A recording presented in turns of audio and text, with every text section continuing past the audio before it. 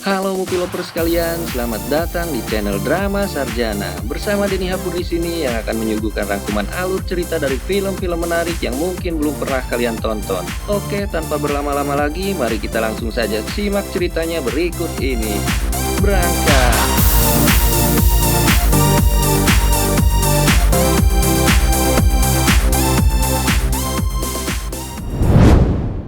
Kali ini saya akan merangkum alur cerita dari film bergenre horor science fiction yang berjudul The Mist. Dirilis pada tahun 2007, The Mist merupakan film yang diadaptasi dari novel karangan Stephen King yang ditulis pada tahun 1980 dengan judul yang sama.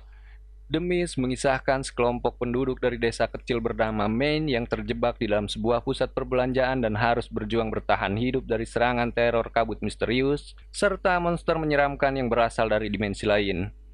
Oke, langsung saja tanpa berbacot ria lagi, mari kita simak alur ceritanya. Cerita dimulai dengan ditampilkannya seorang pria bernama David Drayton sedang melukis sebuah gambar di dalam studio rumahnya. Dan pada saat itu juga, di luar sedang terjadi badai yang cukup besar.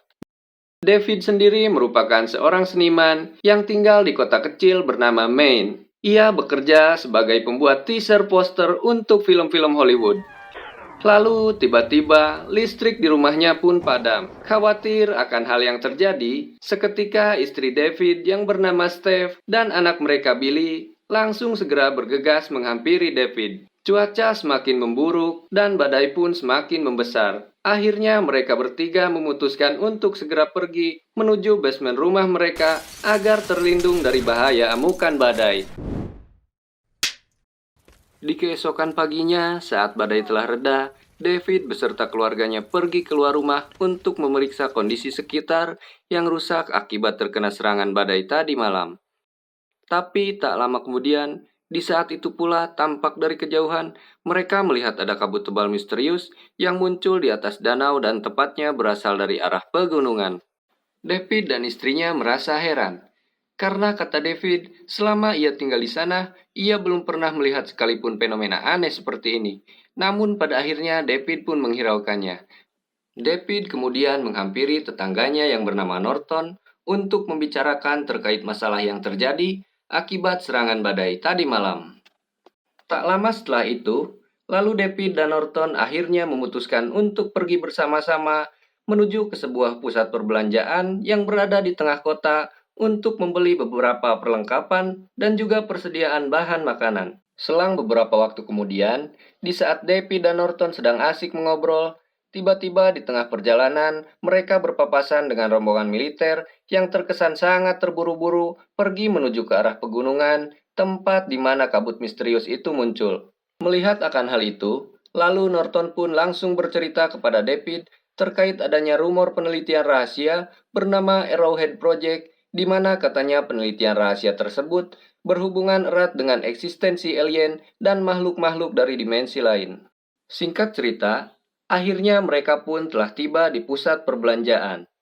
Rupanya di sana sudah terlihat banyak sekali penduduk yang sibuk berbelanja untuk menyetok persediaan bahan makanan, karena mereka takut jika badai akan datang lagi.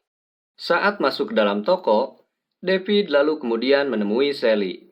Sally adalah seorang kasir penjaga toko dan ia juga merupakan salah satu kenalan David yang suka membantunya dalam menjaga Billy saat David tidak ada di rumahnya. Setelah itu, David kemudian menyapa Ollie selaku asisten manajer di toko tersebut. Dan juga kebetulan ia bertemu dengan seorang wanita yang bernama Nyonya Kermody. Dan si Nyonya Kermody ini tampaknya sudah dikenal oleh orang-orang sebagai wanita fanatik yang mempunyai pikiran kurang waras. Lalu tiba-tiba, perhatian para pengunjung yang sedang sibuk mengantri teralihkan oleh beberapa mobil polisi setempat yang melaju kencang menuju ke arah tempat David tinggal. Dan tepat setelah itu, terdengar sirine darurat yang menandakan bahwa kota dalam keadaan bahaya.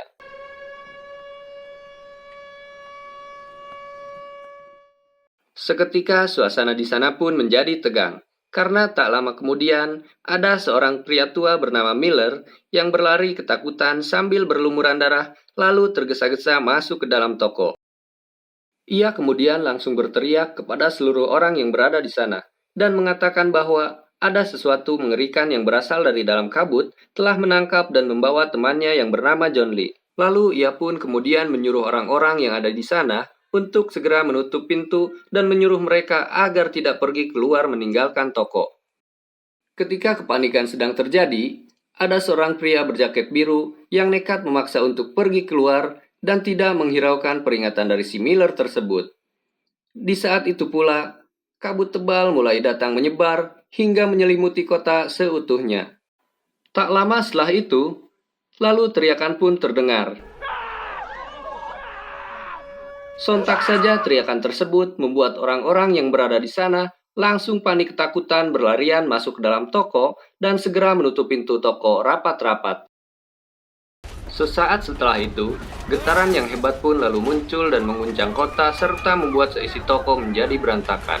Akibat kejadian tersebut, ada seorang wanita yang akhirnya memaksa juga untuk pergi keluar karena ia merasa khawatir terhadap keadaan anak-anaknya yang masih kecil. Wanita itu lalu meminta tolong kepada orang-orang agar ada salah satu dari mereka yang bersedia untuk mengantarnya pulang. Tapi ternyata tak ada seorang pun yang mau menolongnya, karena mereka merasa takut jika kabut di luar sana bisa membahayakan nyawa mereka. Wanita itu lalu kemudian marah sambil mengutuk semua orang yang ada di sana, hingga ia pun akhirnya nekat pergi keluar sendirian dan menghilang di tengah kabut yang tebal.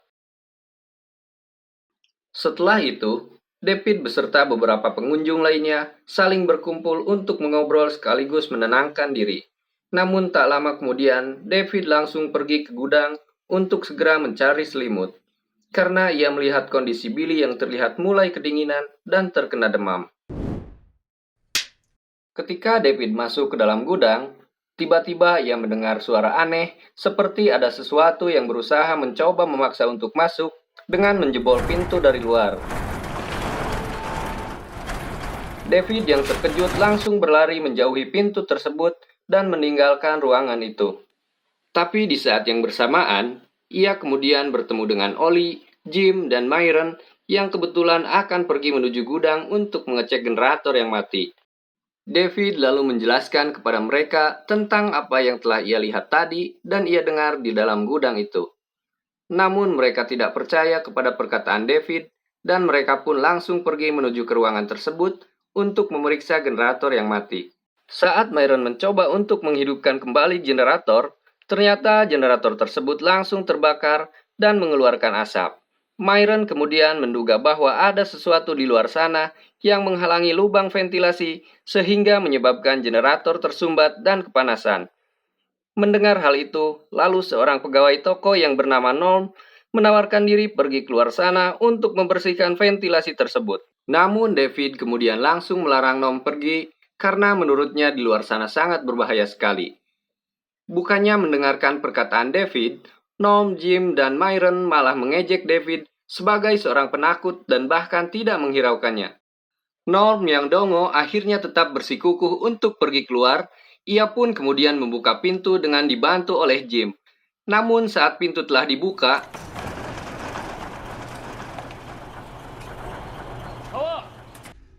Yeah, right. Norm! What the Get it off! Get it off! Get this freaking thing off me! Get it off! sebuah tentakel besar bergigi tajam tiba-tiba saja muncul dan menarik kaki Norm. David dan Ollie yang melihat kejadian itu langsung berusaha membantu untuk menarik Norm dan memotong tentakel tersebut.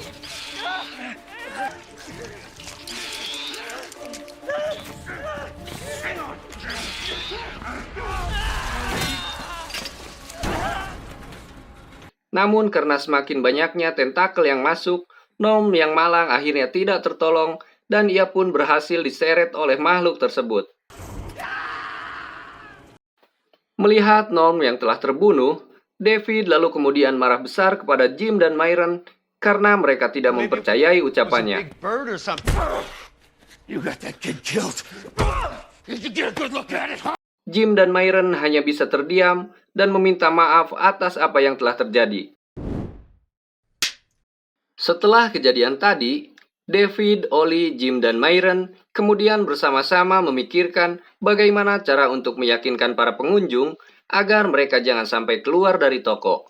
Lalu Oli pun menyarankan agar David memberitahu Norton terlebih dahulu, karena Oli yakin Norton adalah salah satu orang yang cukup penting di kota tersebut. Dan mungkin dengan lewat Norton, nantinya para pengunjung yang berada di sana akan mudah untuk bisa mempercayai kejadian yang tidak masuk akal tadi. Tapi rencana mereka untuk meyakinkan Norton ternyata tidak berhasil. Norton malah mengira bahwa itu semua hanyalah lelucon yang dibuat David untuk mempermalukannya di hadapan orang banyak. Karena takut akan terjadi keributan, akhirnya Oli mengambil keputusan untuk mengumpulkan semua orang dan memberitahukannya langsung. Orang-orang berkumpul, lalu David mulai menceritakan apa yang telah menimpa Norm di gudang tadi. Ia pun menjelaskan bahwa Norm telah diseret dan dibunuh oleh makhluk misterius yang berasal dari balik kabut. Mereka yang telah mendengar cerita David, semuanya tampak kebingungan. Bahkan Bud selaku manajer di toko tersebut malah menertawakan David bersama Norton dan menganggap itu hanya sebuah khayalan. David yang merasa kesal, kemudian menyuruh Bud agar untuk memastikannya langsung. Lalu David beserta para saksi lainnya kemudian kembali ke gudang bersama Bud, dengan ditemani seorang pria yang tampangnya mirip Chuck Norris. Setelah melihat dengan mata kepalanya sendiri, Bud akhirnya percaya. Lalu ia kemudian kembali ke tempat di mana orang-orang berkumpul dan meyakinkan mereka bahwa apa yang dikatakan David itu benar. Mereka yang percaya akan adanya bahaya ancaman monster langsung bekerja bersama-sama memperkuat pertahanan toko dengan menumpuk beberapa karung pupuk dan juga makanan anjing. Sedangkan Norton yang tidak percaya akan hal tersebut malah berusaha mengumpulkan orang-orang untuk membuat kelompoknya sendiri. Dan di sisi lain, ada juga si Nyonya Kermody yang percaya bahwa kejadian ini berkaitan dengan akhir zaman dan pembalasan Tuhan.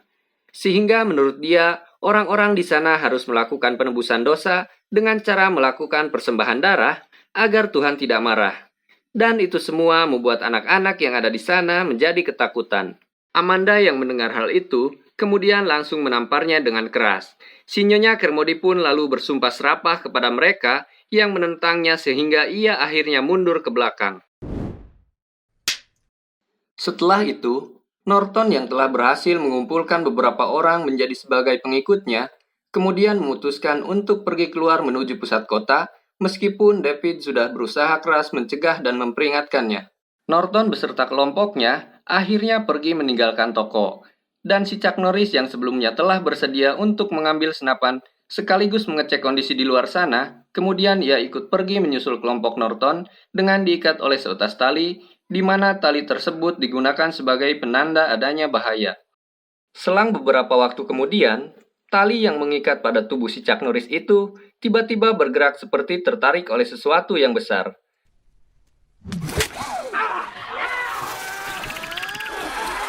Orang-orang yang berada di dalam toko pun berusaha keras untuk menariknya kembali dan mempertahankannya. Namun sungguh tak disangka, ketika mereka berhasil menarik tali tersebut, yang mereka dapat ternyata hanyalah potongan tubuh bagian bawah milik si Chuck Norris saja. Orang-orang yang melihat hal itu, lalu kemudian berteriak histeris ketakutan dan langsung segera kembali menutup pintu toko. Malam pun tiba. Di sana terlihat Sally bersama seorang anggota militer muda bernama Yesub sedang asik berbagi oksigen dalam rangka menghilangkan ketegangan dari teror misterius ini. Scene pun berganti. Serangga-serangga berukuran besar mulai berdatangan dan menghinggapi kaca-kaca toko. Mereka berkumpul di sana karena tertarik oleh adanya cahaya-cahaya lampu yang berasal dari dalam toko. Namun tak hanya itu saja. Monster lain yang bentuknya mirip seperti burung purbakala juga ikut datang menghampiri toko tersebut. Mereka datang karena tertarik oleh mangsa mereka, yaitu para serangga tadi. Makhluk-makhluk itu kemudian memecahkan kaca toko dan membuat para serangga tadi masuk ke dalam toko. Serangga-serangga tersebut kemudian menyerang orang-orang dan lalu berhasil menyengat leher Sally hingga mengakibatkan Sally meninggal. Keadaan pun semakin genting, karena burung purbakala yang tadinya hanya memangsa para serangga juga masuk ke dalam toko dan mulai ikut menyerang orang-orang. David dan seorang pemuda bernama Joe lalu kemudian bekerja sama membuat obor untuk mengusir dan membakar makhluk-makhluk tersebut. Namun naas, ketika Joe hendak berlari sambil membawa obor tersebut, Ia tidak sengaja jatuh dan terpeleset hingga menyebabkan sekujur tubuhnya terbakar. Orang-orang lalu kemudian mencoba menolongnya dengan memadamkan api tersebut. Di saat orang-orang sedang panik dan ketakutan, tiba-tiba ada seekor serangga yang menghampiri si Nyonya Kermode. Namun anehnya serangga tersebut tidak menyerang dan menyengatnya. Kejadian itu membuat orang-orang yang melihatnya tampak kebingungan, dan sepertinya membuat mereka mulai mempercayai tentang ucapan-ucapan gila dari si Nyonya Kermode ini. Setelah orang-orang berhasil mengusir para monster, masalah baru pun muncul. Kondisi tubuh Joe yang mengalami luka bakar akibat obor tadi ternyata semakin memburuk. Orang-orang yang peduli terhadap keadaan Joe lalu berkumpul dan berinisiatif pergi keluar sana untuk mengambil obat-obatan di toko farmasi yang letaknya tidak jauh dari supermarket. Ketika si Nyonya Kermode mengetahui rencana tersebut, ia dan pengikut barunya kemudian langsung menghadang rombongan David serta melarangnya pergi. Namun karena kalah jumlah, si Nyonya Kermode pun akhirnya menyerah dan tidak bisa berbuat apa-apa. Sesampainya di toko farmasi, sebagian dari mereka langsung segera mencari obat antibiotik dan obat luka bakar yang bernama Silvadin. Sedangkan sebagian lagi dari lainnya bertugas untuk mengawasi serta memeriksa keadaan sekitar. Saat orang-orang sedang mengecek area farmasi, mereka kemudian dikagetkan oleh penemuan beberapa mayat yang menempel di atas dinding dengan kondisi tubuh terbungkus jaring laba-laba. Sadar akan adanya bahaya, David lalu menyuruh orang-orang agar segera pergi meninggalkan toko. Dan tiba-tiba, monster laba-laba berukuran besar langsung menghadang rombongan David serta mulai menyerang mereka. Monster laba-laba tersebut lalu menyerang orang-orang dengan mengeluarkan jaring beracun yang dapat membakar kulit dan mampu melelehkan benda. Para monster itu pun lalu berhasil melumpuhkan serta membunuh Mike dan Bobby. David beserta rombongannya yang masih tersisa kemudian berusaha pergi melarikan diri dengan membakar dan menusuk para monster laba-laba itu. Mereka pun akhirnya berhasil selamat dan segera berlari masuk kembali ke dalam supermarket. Waktu berlalu, David yang terbangun dari tidurnya kemudian melihat kondisi di dalam supermarket yang semakin gawat. Si Nyonya Kermode yang tadinya mempunyai sedikit pengikut, kini pengikutnya mulai bertambah banyak. Ia terus mencuci otak para pengunjung yang sudah putus asa dengan ucapan-ucapannya yang mengaku sebagai utusan Tuhan. Oli yang khawatir lalu datang menghampiri David. Ia kemudian memberitahu David bahwa nyawa Joe tidak berhasil terselamatkan karena lukanya yang cukup parah. Setelah itu, mereka pun lalu merencanakan untuk kabur dan pergi keluar dari supermarket karena mereka tahu bahwa ancaman si Nyonya Kermode dan para pengikutnya itu sangat berbahaya. Namun sebelum mereka pergi, David yang penasaran kemudian berniat untuk menemui para anggota militer yang berada di supermarket tersebut. Ia ingin memastikan terlebih dahulu apa sebenarnya rahasia di balik kabut misterius itu. David yang curiga bahwa semua kejadian ini berhubungan dengan ulah para militer lalu mencari keberadaan Jessup dan teman-temannya. Ia kemudian bertanya kepada Jessup, tapi Jessup menjawab kalau ia tidak tahu apa-apa dan tidak ada hubungannya dengan kejadian kabut tersebut. Mereka pun lalu pergi mengecek gudang untuk melanjutkan pencarian teman-teman Jessup. Tapi dari kejauhan, Jim yang kini sudah membelot menjadi pengikut si Nyonya Kermode menyadari gerak-gerik kelompok David dan ia pun kemudian pergi membuntuti mereka. Selang beberapa lama, kedua teman Jessup, yakni Morales dan Donaldson, akhirnya ditemukan. Namun ternyata mereka sudah meninggal dalam keadaan bunuh diri. David yang geram karena tidak puas akan jawaban Jessup, kemudian mendesaknya. Tapi tiba-tiba, Jim yang dari tadi sudah menguping pembicaraan mereka, langsung menyergap Jessup dan menyeretnya ke hadapan si Nyonya Kermode. Jim lalu berteriak kepada orang-orang bahwa Jessup dan para militer tersebut adalah penyebab dari semua kejadian ini. Karena merasa tidak bersalah, lalu Jessup pun menyangkal tuduhan tersebut. Namun si Nyonya Kermode dan para pengikutnya itu tidak mempercayai pembelaan Jessup. Si Nyonya Kermode kemudian menghasut para pengikutnya untuk melemparkan Jessup keluar supermarket agar ia dimangsa oleh para monster. Lalu Jessup yang malang pun akhirnya dibawa oleh monster besar yang bentuk tubuhnya mirip seperti kalajengking.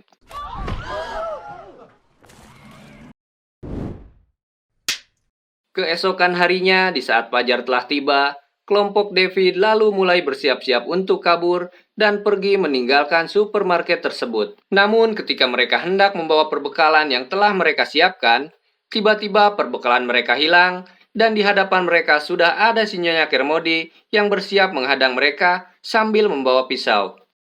Si Nyonya Kermode lalu menghasut para pengikutnya agar menangkap Billy beserta Amanda untuk dijadikan korban persembahan sebagai penebusan dosa. Kelompok David kemudian berusaha keras melindungi Billy dan Amanda dari kepungan para pengikut gila si Nyonya Kermode. Namun tak lama kemudian, suara tembakan terdengar. Si Nyonya Kermode gila akhirnya berhasil dilumpuhkan Oli dan ia lalu tewas saat Oli menembakkan pelurunya tepat ke kepalanya. Melihat tindakan Oli, para pengikut si Nyonya Kermode pun ketakutan hingga akhirnya menyerah dan menurunkan senjata mereka. Kelompok David kemudian langsung segera bergegas meninggalkan supermarket tersebut lalu pergi menuju mobil milik David. Tapi di tengah perjalanan, 3 orang dari mereka, yakni Bud, Myron, dan Cornell, terpisah dari rombongan David karena mereka harus memapah Myron yang kakinya cedera. Di samping itu, Oli yang sudah berhasil sampai di mobil David, tiba-tiba diserang oleh monster kalajengking besar yang sebelumnya telah memangsa Jessup. Tubuh Oli hancur, dan pistol yang ia bawa kemudian terjatuh. David yang melihat hal itu hanya bisa terdiam dan menunggu monster itu pergi, lalu segera masuk ke dalam mobilnya. Sementara itu, kelompok Myron yang sedikit lagi hampir sampai menuju mobil, tiba-tiba dihadang dan diserang oleh sekumpulan monster laba-laba yang mengakibatkan 2 orang dari mereka tewas. Bud yang ketakutan, kemudian melarikan diri kembali menuju ke supermarket. Ketika David menyadari bahwa kelompok Myron tidak berhasil selamat, ia lalu memutuskan untuk segera pergi dari sana. Namun di saat David akan menyalakan mobil, ia melihat pistol yang sebelumnya dijatuhkan oleh Oli dan berniat untuk mengambilnya. Amanda dan Billy kemudian melarang David karena mereka pikir itu sangat berbahaya sekali. Dan benar saja, seekor monster laba-laba lalu muncul menyerang David. Tapi David beruntung masih bisa selamat dan berhasil mengambil pistol tersebut. Setelah monster itu pergi, David dan kelompoknya lalu berangkat. Orang-orang yang terjebak di dalam supermarket hanya bisa terdiam dan melihat kepergian mereka dari balik kaca. Sayangnya, saat David tiba di sana, ia melihat tubuh istrinya yang sudah dalam keadaan tidak bernyawa dan terbungkus oleh jaring laba-laba. Hatinya hancur. Ia menangis dan menyesal karena ia belum sempat menepati janjinya kepada istrinya. David pun kemudian berusaha menguatkan diri dan melanjutkan perjalanannya. Tapi di saat mereka telah melewati batas kota, tiba-tiba monster raksasa menyeramkan muncul tepat di hadapan mereka.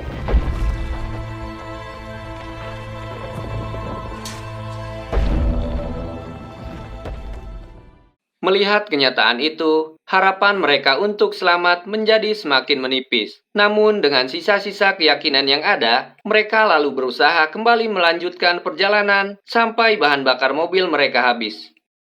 Dan selang beberapa lama kemudian, akhirnya bahan bakar mobil yang mereka tumpangi habis. Di saat keputusasaan datang, mereka kemudian saling menatap dan berencana untuk melakukan bunuh diri dengan sisa peluru yang ada. Karena hanya tersisa 4 buah peluru saja, akhirnya David terpaksa menjadi orang yang mengeksekusi mereka.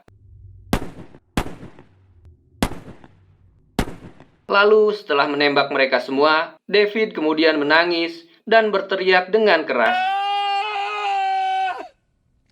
David yang putus asa lalu pergi keluar meninggalkan mobilnya dan memanggil para monster berharap mereka datang untuk memangsanya. Namun tanpa disangka, bukannya para monster yang datang, melainkan rombongan militer beserta tank dan bala bantuan. Di sana, terlihat juga ibu-ibu yang sebelumnya pergi keluar dari supermarket, sudah bersama dengan anak-anaknya dalam keadaan selamat. Melihat kenyataan itu, David kemudian terdiam. Ia lalu berlutut sambil menyesali perbuatannya yang sia-sia. Dan film pun selesai. Begitulah akhir dari cerita film The Mist. Tapi sebelum video ini berakhir, saya ingin bertanya, menurut kalian apa yang menyebabkan si Nyonya Kermode tidak digigit oleh monster serangga yang menyerang supermarket di pertengahan film tadi? Silahkan tinggalkan jawaban dan opini kalian di kolom komentar. Terima kasih telah menonton channel kami, dan jangan lupa dukung terus channel ini agar lebih baik lagi. Sampai jumpa di video alur cerita film selanjutnya.